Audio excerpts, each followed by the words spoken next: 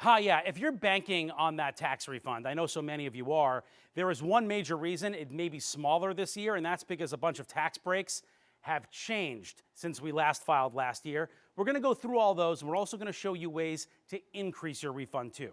All right, we got used to the government being generous because of the pandemic, but those days are over, long over. Here are a few of the big ones.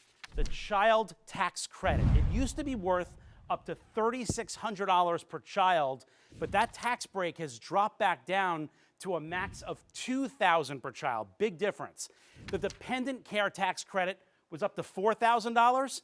Now it's reverted down to $1,050 per dependent. So big change there. Also back in 2020 and 2021, we were allowed to take what's called an above-the-line deduction for charitable contributions.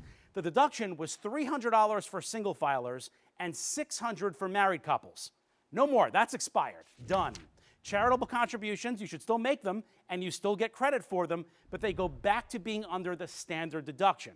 But you know there's always a way to potentially increase your refund too. As promised, here are some ideas. One easy thing you can do, if you have a traditional IRA, not for Roth IRAs, only for traditional IRAs, you can contribute to it up until the deadline, the tax deadline, and still help you with this year's tax filing. Basically, you're getting a few extra months on the calendar this year to knock your income levels down for when you file.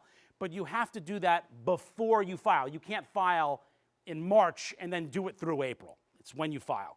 We'll continue to bring you more tips this tax season. We are continuing to get them in and sorting them through for you and save you money here and on RossumReports.com. That's all for today. Back to you.